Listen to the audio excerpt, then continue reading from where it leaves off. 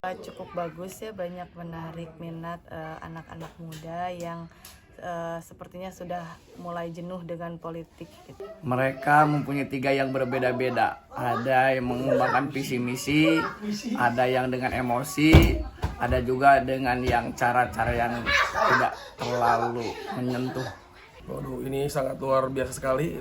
Ketiganya ini anak-anak terbaik bangsa dan tiganya punya karakter yang berbeda. Terlepas dari itu, mereka adalah anak-anak terbaik bangsa dengan gagasannya dan visi misi mereka sangat luar biasa. Sangat edukatif, penting juga untuk anak-anak muda. Menurut saya sih kurang begitu relevan ya. Masalahnya ada beberapa calon yang kurang bagus untuk dipandang untuk kaum muda. Gayanya misalnya, tapi ada juga yang begitu menarik untuk diperhatikan di media sosial. Cukup bagus, visi misinya sampai ke masyarakat, tapi banyak sekali yang menjadi pro dan kontra. Bagus, semua para capres, semua para kontestan pemilu mengikuti perkembangan zaman pada hari ini. Dia memanfaatkan sosial media untuk membranding dirinya agar bisa menarik para peserta untuk mencoblos dirinya. Bagus sih, bagus karena mengikuti perkembangan zaman, namun banyak sisi negatif karena di sosial media banyak hal-hal yang dimanipulatif seperti kayak para calon presiden dan para kontestan pemilu melakukan pencitraan sosial media. Kalau menurut saya pribadi pandangan ya kurang efektif sih, dan kurang efektifnya seperti masih banyak orang-orang yang belum mengenal sosial media dan belum tentu sampai ke orang-orang pedalaman yang tidak ada jaringan, tidak ada sinyal, dan ya seperti orang-orang tua dulu yang kurang lebih mengenal sosial media. Beragam. Sangat, karena sekarang hampir seluruh rakyat Indonesia itu memakai media sosial ya. Sungguh sangat bermanfaat sekali. Sangat bermanfaat sekali karena hampir 50% sekarang pemilihan dari generasi Gen Z dan mereka adalah penggiat sosial media semuanya, dan saya rasa itu sangat penting untuk calon presiden dan wakil presiden. Sangat bermanfaat. Kalau kita dilihat dari manfaatnya sih ada beberapa persen bermanfaat, ada juga yang kurang bermanfaat. Sangat banget, jadi kita yang ada di kampung juga sampai gitu ya beritanya itu. Sangat bermanfaat. Kalau dulu kan kita melihat para capres, cawapres ataupun caleg, semua kontestan pemilu lebih terfokus kepada baliho-baliho yang terpasang.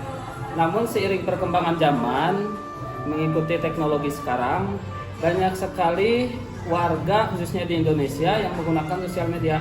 Maka disitulah banyak kebermanfaatan bagi capres maupun cawapres dan para caleg memanfaatkan sosial media tersebut untuk meraih suara. Buat saat ini bisa dibilang bermanfaat, di sisi lain menghemat anggaran berkampanye jika karena dilihat dari pemilu-pemilu sebelumnya, para capres dan cawapres masih menggunakan baliho untuk berkampanye.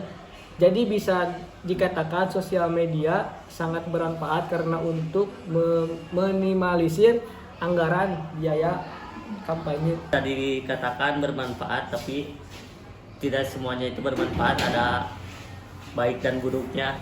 Sangat banget berpengaruh. Hanya yang tentunya sopan, santun gitu ya, mementingkan etika, tidak saling menyinggung.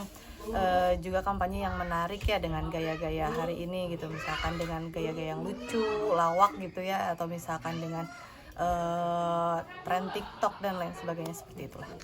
Tampilkan dengan santun, perlihatkan etika, insya Allah akan menarik. Tentunya harus menarik, harus lebih inovasi lagi. Trennya harus mengikuti tren yang sekarang, anak-anak muda sekarang, mulai dari TikTok, Instagram, dan yang lainnya. Lebih ke arah yang positif.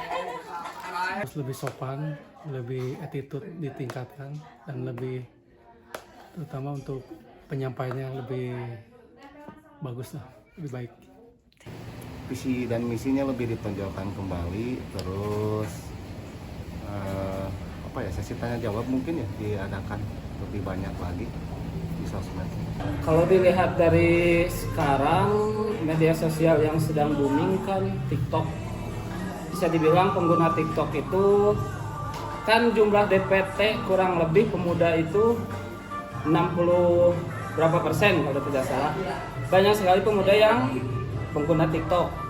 Jadi seharusnya para capres dan cawapres itu memanfaatkan sosial media tersebut dengan mengikuti tren.